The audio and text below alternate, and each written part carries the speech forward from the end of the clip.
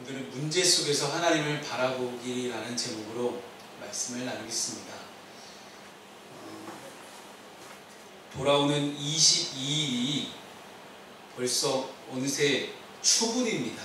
추분은 낮과 밤의 길이가 같아지는 절기가 추분입니다.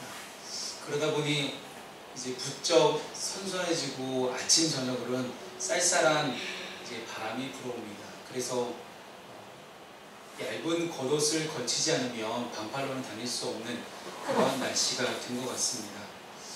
이렇게 계절은 또 흘러갑니다. 이 계절을 인도하신 하나님, 우리에게 봄과 여름과 가을과 겨울을 주신 하나님, 또는 이제 새로운 세상을 계속해서 우리에게 주시고 어떤 어려움과 고통 속에서도 그 어려움과 고통에 대해서 만지시고 인도하신 하나님, 그 하나님이 우리의 하나님, 나의 하나님이십니다. 오늘 시편의 표제의 말씀을 보게 되면 여러분 가지고 있는 성경책 윗부분을 보시면 이렇게 써 있습니다.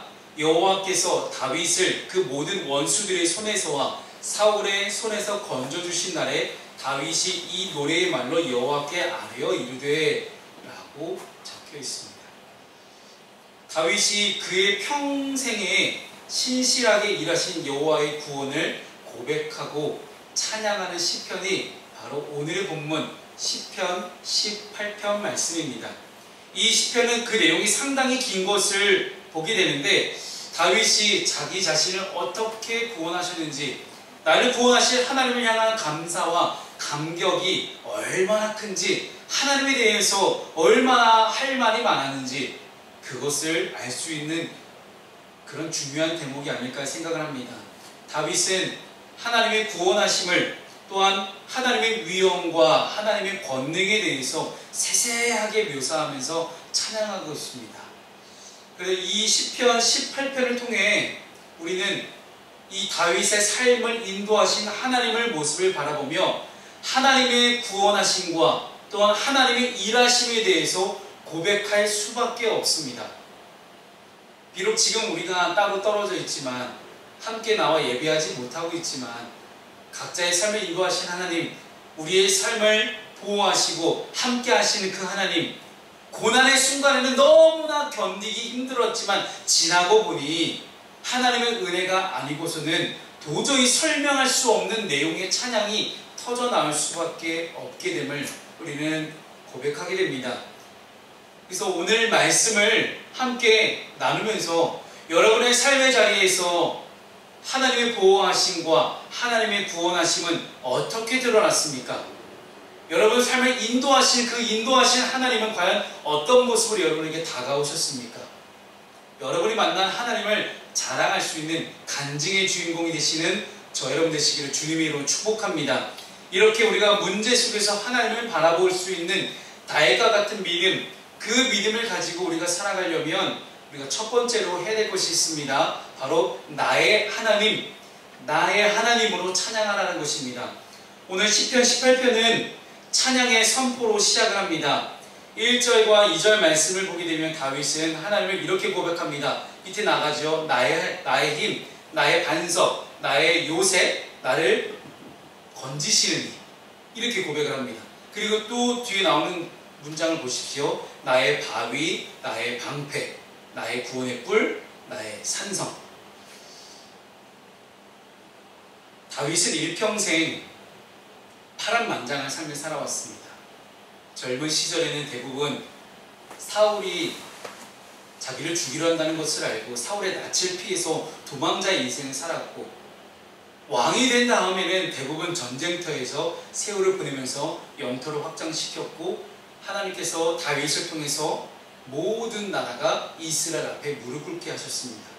오랜 고난과 힘겨운 시간들을 통과하면서 다윗이 겪었던 그런 마음들, 다윗이 겪었던 하나님의 도우심과 하나님의 인도하심에 대한 그런 고백들, 이런 고백들이 바로 이 나의 힘, 나의 반석, 나의 요새 같은 이런 당당한, 이런 기타 등등의 많은 문장들을 표현되어 있습니다. 다윗은 이 모든 고백을 1인칭으로 고백합니다. 나의 힘, 나의 반석, 나의 요새, 항상 다 나를 기준으로 생각을 합니다. 이런 고백을 통해 이 하나님이 바로 나의 하나님이시며 내가 그 하나님과 친밀한 관계를 맺고 있고 그리고 그분을 사랑한다는 것을 이렇게 은유적으로 표현하고 있는 것입니다. 여러분, 구약시대에 이스라엘 사람들에게 하나님이라는 존재는 굉장히 멀고도 먼 존재였습니다. 그도 그럴 것이 시내산에서 모세에게 율법을 주실 때도 어떻게 주십니까? 시내산 전체에 까만 구름과 천둥 번개가 계속 치고 있지요. 그런 강림하셨던 모습, 예루살렘 성전에만 계신다고 믿어졌었고 그리고 제사장만 만날 수 있는 그런 하나님, 자칫 하나님에 대해서 조금이라도 잘못하게 되면 우리 예전에 베레스 우사라는 단어에서도 설명을 드렸죠. 우사가 넘어지는 여호와 언약궤를 살짝 잡았을 뿐인데 그것 때문에 우사를 터져 죽이십니다. 자칫 조금이라도 잘못하게 되면 하나님께 죽임을 당하는 존재, 그런 존재가 바로 하나님이라는 존재입니다. 그런데 이 하나님이라는 존재가 저기 저 산 너머에 멀리 계시는 어버브 하나님, 저 너머에 계신 어버브 하나님, 영어로 어버브라는 단어를 좀 쓰고 싶습니다. 그렇게 저 멀리 계신 하나님으로 인식되는 것이 이스라엘 사람들의 머릿속에 가슴 깊숙이 존재하는 하나님이에요. 오늘 우리가 이 시편 18편의 말씀을 통해서 함께 살펴봐야 될 생각들은요, 이겁니다. 과연 나는 하나님을 어떻게 보고 있는 것인가? 과연 나는 어떻게 하나님을 만나고 있는 것인가? 저 멀리 계신 하나님과 지금 스마트폰 시대의 스마트폰 지금 랜선으로 함께 우리 이렇게 예배하듯이 저 멀리 계신 하나님과 그냥 랜선으로만 잠깐 이렇게 소통하는 그런 사이로만 있는지, 아니면 나의 하나님인지, 나랑 정말 깊은 관계를 맺고 있는 그런 하나님인지. 그런데 이 다윗은 보통 이스라엘 사람들과는 다른 고백을 합니다. 나의 하나님. 따라서 그리스도인은 누구입니까? 하나님을 나의 하나님으로 고백하는 사람들이 그리스도인입니다. 우리의 찬양 속에 하나님은 언제나 나의 하나님으로 찬양이 되어야 됩니다. 천지 만물을 창조하시고 지금도 온 땅을 다스리시고 섭리하시고 봄, 여름, 가을, 겨울을 계속해서 계절을 우리에게 보내주신 그 하나님, 도저히 말로는 설명할 수 없는 그 하나님, 알파 오메가가 되셔서 천지를 창조하셨고 마지막 때에 세상을 심판하신 하나님, 그 하나님 나라를 완성하실 이 우주적인 하나님이 지금 바로 나의 하나님이다. 얼마나 감격적인 고백입니까? 이 얼마나 든든한 뒷배경입니까? 세상에 우리가 의지할 수 있는 그 어느 것보다도 하나님은 우리를 든든하게 지켜주십니다. 감히 쳐다도 볼 수 없었던 그 하나님이 나의 하나님이 되어준 그 순간, 나의 하나님을 고백하는 그 순간, 우리 하나님과 쳐다볼 수 없었던 그 연예인보다 더 엄청났던 하나님이 이제는 가깝게, 친밀하게, 긴밀하게, 너무나 친근하게 교제할 수 있는, 어느 때도 어느 순간에도 만날 수 있는 그런 나의 하나님으로 우리가 바뀌어진다는 사실입니다. 하나님이 언제 기뻐하실까요? 하나님이 보실 때, 하나님의 관점에서 보실 때 나의 백성이 하나님을 저 멀리 계신 하나님으로만 인식하느냐, 아니면 나의 하나님을 고백하고 찬송하는 걸 기뻐하실까요? 그리스도인은 하나님을 기쁘시게 하는 사람들입니다. 우리는 어떻게 하나님을 고백해야 되겠습니까? 어떤 신학적인 지식들, 하나님에 대한 객관적인 진술들, 그런 것보다도 더 중요한 사실은 하나님은 당신의 백성들에게 나와 관계 맺고 계시며 나를 사랑으로 인도하고 보호하시는 하나님으로 고백하고 그런 하나님과 친밀하게 관계를 맺는 것을 하나님이 가장 기뻐하십니다. 왜냐하면요, 하나님은 인격적인 하나님이시기 때문입니다. 혹여나 아직 신앙생활을 오래 하지 못하신 분들 가운데서 지금 이렇게 함께 예배하시는 분들이 계시다면 인격적인 하나님이 어떤 하나님인가 궁금하셨다면 제 이 밑에 나가는 문장을 참고하십시오. 이 문장의 하나님, 이 하나님을 만나는 하나님, 이 문장과 같은 이 하나님이 바로 인격적인 하나님이십니다. 하나님과 인격적인 관계를 맺는다, 바로 이 문장을 뜻하고 있는 것입니다. 따라서 나와 관계를 맺으시고 나와 친밀한 사귐 속에 거하기를 기뻐하시는 그 하나님을 함께 우리가 만났으면 좋겠습니다. 그래서 우리는 날마다 친밀한 관계와 교제 속에서 하나님을 찬양할 수 있어야 됩니다.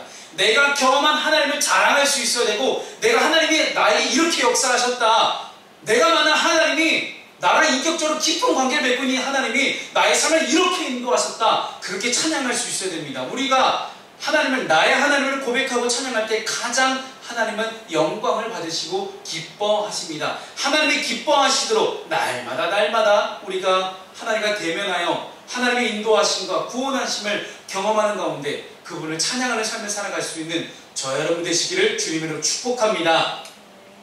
아멘. 자, 두 번째는요, 우리가 고난 속에서 하나님을 바라볼 수 있으려면요, 바라봐야 돼요. 여기서 중요한 단어를 하나 좀 나누겠습니다. 시선입니다. 우리의 두 눈, 우리의 관점, 우리의 시선이 어디를 향하고 있는가. 그것과 관련돼서 3절 말씀에서 다윗이 이렇게 고백을 합니다. 내가 찬송받으실 여호와께 아뢰리니 내 원수들에게서 구원을 얻으리로다. 다윗은 일생토록 수많은 것들과 함께 싸워왔습니다. 어렸을 때 목동의 시절에는 양떼의 목숨을 노리는 이리, 늑대, 사자 이런 애들이 원수였고, 청소년 청년 시기에는 사울왕, 그 전에 골리앗도 있었죠. 그리고 사울왕도 있었죠. 사울왕의 어떤 많은 부하들도 그의 군대도 있었고요. 왕위에 오른 다음에, 이스라엘 왕이 되고 난 다음에는 전쟁터에서 수많은 적군들과 수많은 다른 나라 이방 민족들과 전쟁을 치러야 됐습니다. 그리고 그의 노년에는 자기 아들 압살롬이 반역을 일으켰어요. 그 아들이 이제는 원수로 등장하는 일을 겪게 됩니다. 아무튼 이렇게 수많은 원수들과 함께 싸워왔다 파란만장했던 이 다윗의 일생에는 끊임없는 원수들의 추적과 살해 위협들이 있었습니다. 그런데 이 다윗은 모든 인생의 고난과 위기를 어떻게 극복해 나갔습니까? 위기의 순간마다 다윗은 눈앞에 있는 적군을 원수로 생각하지 않고 하나님을 상대했습니다. 이것이 다윗의 관점입니다. 이것이 고난 속에서 하나님을 바라봤던 다윗의 비결이고, 이것이 다윗의 시선입니다. 여러분 보십시오. 원수들의 추적과 살해 위협 속에서도 직접적으로 그들을 대응하지 않았습니다.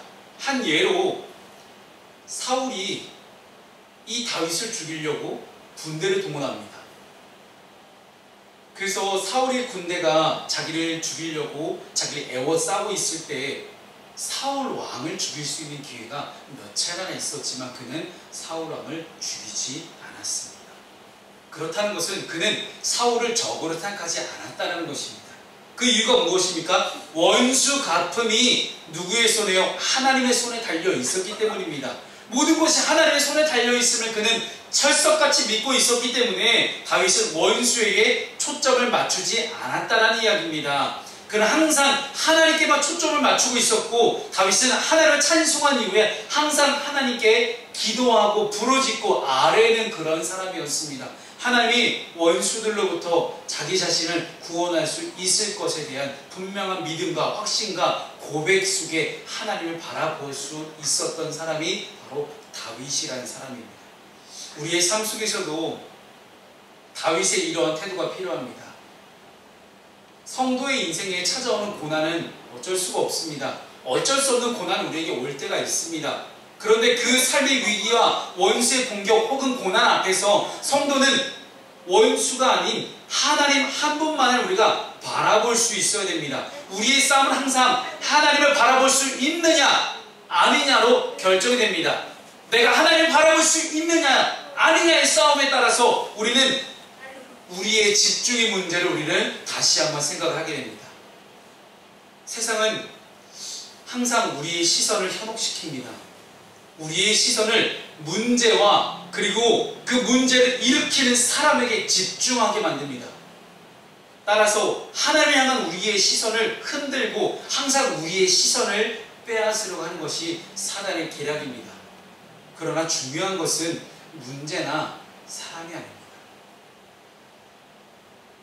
만약 여러분 가운데서 누군가 관계가 불편해졌다면 제일 먼저 점검을 해봐야 될 것은 하나님과 여러분과의 관계입니다. 하나님과 나와의 관계가 어떤 관계인지에 따라서 주변의 인물들의 관계도 많이 달라지기 때문입니다. 우리가 하나님 안에 있으면 문제 가운데서도 우리가 여전히 하나님을 바라볼 수 있으면 문제는 결코 문제가 되지 않는다라는 것입니다. 그러므로 성도는 문제를 만날 때 원수의 위협 앞에서도 두려워하거나 당황하지 않아야 됩니다. 그 말씀이 바로 이 에베소서 6장 12절 말씀 가운데 나타나 있습니다. 여러분 함께 보시는 이 밑에 말씀을 함께 우리 읽어보겠습니다. 시작. 우리의 씨름은 혈과 육을 상대하는 것이 아니요 통치자들과 권세들과 이 어둠의 세상 주관자들과 하늘에 있는 악의 영들을 상대합니다. 아멘. 성경은 우리가 그렇게 말씀합니다. 눈앞에 보이는 원수가 아니다. 적이 아니다. 그들을 붙들고 싸워봐야 우리의 힘과 에너지만 소진될 뿐이지 문제 해결에 아무런 도움이 되지 않는다는 거예요. 그래서 우리는 하나님과의 관계를 점검할 수 있어야 됩니다. 내가 하나님 안에 있는지, 내가 주님 품 안에 거하고 있는지, 내가 그 안에, 그가 내 안에 있으면 이 사람은 과실을 많이 맺나니 이 과실, 이 열매가 어디서 맺어진다고요? 이 땅 가운데, 이 세상 가운데 맺어지는 열매예요. 근데 만약에 사람과의 관계가 어려워지고 내 삶 속에서 아무런 열매가 나타나지 않는다. 그렇다는 것은 결국은 하나님과 나와의 관계를 점검해봐야 된다는 그런 뜻입니다. 하나님이 과연 나의 하나님이신가? 하는 그런 질문을 던져봐야 된다는 것이죠. 그래서 나의 찬송을 받으실 나의 하나님께 우리는 하나님께 아뢰기만 하면 원수도 그 어떤 문제 속에서도 내가 구원을 얻게 된다는 사실입니다. 성도는 위기의 순간에 원수가 아닌 하나님을 바라볼 수 있는 사람입니다. 이 사실을 깨닫고 이 사실을 가슴에 새기고 이 사실을 내 마음판에 새기고 날마다 하나님과의 관계를 붙들고 하나님의 구원하심과 하나님의 인도하심을 경험할 수 있는 저 여러분 되시기를 주님의 이름으로 축복합니다. 아멘. 마지막 세 번째는요, 이 고난 속에서 하나님을 바라봤다면 고난 속에서 하나님의 구원을 기대하라는 것이에요. 오늘 본문 함께 읽었습니다. 1절부터 우리가 함께 읽은 이 말씀이 3절까지는 하나님을 찬양하는 그런 내용들로 담겨져 있는데 4절부터 15절까지 쭉 계속 나오는 문장들이 있습니다. 하나님이 어떻게 다윗을 구원하셨는가에 대한 그런 내용입니다. 하나님의 진노로 인해서 땅에 나타나는 많은 심판들을 묘사하고 있습니다. 너무나 시적인 표현들이고 은유적인 표현들이 많이 나오지만 당시 이스라엘 사람들의 하나님에 대한 생각을 엿볼 수 있는 그런 장면들이 아닐까 생각을 해봅니다. 이런 하나님의 모습이 이렇게 표현된 이유는 저는 분명하다고 생각을 해요. 다윗의 부르짖음 때문입니다. 다윗이 부르짖었기 때문에 하나님이 이런 모습으로 나타나신 거예요. 본문에 다윗을 비롯한 성도들이 고난과 아픔 속에서 어찌할 바를 모르고 그저 하늘만을 바라보며 하나님만을 바라보며 부르짖기만 할 때 일하시는 하나님의 모습이 오늘 본문 가운데 쭉 나타나 있는 것이에요. 이 하나님의 백성들이 부르짖음에 대한 하나님의 응답들이 어디에 나옵니까? 출애굽기 3장 7절 말씀을 보게 되면 하나님이 부르짖음에 응답하시는 내용들이 나오게 됩니다. 함께 읽어보겠습니다. 시작. 여호와께서 이르시되 내가 애굽에 있는 내 백성의 고통을 분명히 보고 그들이 그들의 감독자로 말미암아 부르짖음을 듣고 그 근심을 알고. 하나님은 하나님의 백성들의 고통을 외면하지 않으십니다. 여러분 가운데 고통과 고난과 문제 가운데 있으십니까? 여러분 부르짖으십시오. 하나님이 절대 모르지 않으십니다. 하나님은 항상 알고 계십니다. 하나님은 모든 것을 다 알고 계신 하나님이시기 때문에 우리의 고통과 고난 속에서 우리가 어떻게 마음 가운데 고난 가운데 부르짖고 있는지 다 듣고 계시다는 이야기예요.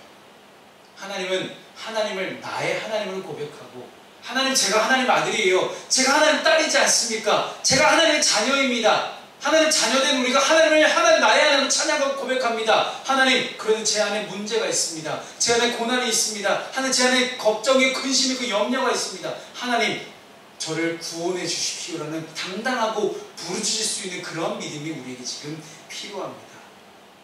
이는 세상이 감당할 수 없는 하나님의 놀라운 위엄을 우리에게 나타내줍니다. 세상이 감당할 수 없는 하나님의 놀라운 위대하심. 하나님은 다윗의 이 부르짖음에 반응하시고 마침내 원수들의 손에서 다윗을 건져내 주셨습니다. 자신보다 강한 원수의 힘도 하나님 앞에서는 전혀 문제가 되지 않았다는 이야기입니다. 하나님은 결코 무관심하게 우리의 인생을 관망하는 그런 분이 아니라는 사실입니다. 우리의 작은 소리도, 우리의 작은 외침도, 우리의 고난도, 우리의 신음, 나의 그 작은 신음에도 응답하시는 하나님, 그 하나님 바로 우리 하나님이십니다. 지금 비록 우리가 코로나19로 힘들고 어려운 시간을 보내고 있으며 우리가 원하는 대로, 우리가 뜻하는 대로 이루어지지 않고 우리가 원하는 방식대로 인생이 풀어지지 않는다고 할지라도 주님께서 침묵하고 계신다고 생각하지 않았으면 좋겠습니다. 주님은 우리의 한시적이고 우리의 한계가 있는 그런 시야를 넘어서서 궁극적인 하나님의 선으로, 궁극적인 하나님의 계획으로 우리를 인도하시는 그런 하나님이시기 때문입니다. 따라서 하나님은 세상의 불의함 가운데서, 세상의 부조리함 가운데서, 세상의 부족됨과 결핍됨 가운데서 하나님이 진노하시는 하나님이십니다. 그 하나님이 지금 나의 하나님이십니다. 말씀을 정리합니다. 사랑하는 여러분, 하나님의 구원은 실제로 존재합니다. 하나님의 심판도 실제로 존재합니다. 이것은 모든 이들에게 다 믿어지는 결과입니다. 사랑하는 여러분, 하나님의 심판날에 하나님의 심판을 견딜 수 있는 사람은 아무도 없습니다. 그러나 하나님을 나의 하나님으로 고백하고 나아가는 모든 사람에게 하나님의 구원은 반드시 허락되게 되었습니다. 하나님이 허락하신 이 구원, 그 구원을 따라 살아갈 수 있는 저 여러분 되었으면 좋겠습니다. 문제 속에서 하나님을 어떻게 바라볼까? 그거에 대한 말씀을 함께 나눴습니다. 문제 속에서 문제가 있다고 불평하고 불만하지 말고 그 속에서 하나님만을 바라보며 그 가운데서 나의 하나님이 나를 구원하실 것에 대한 분명한 기대와 소망을 가지고 문제 속에서 오직 우리의 시선을 하나님께만 고정시킬 수 있는 저 여러분 되시기를 주님의 이름으로 축복합니다. 아멘. 함께 우리 파송 찬양하겠습니다.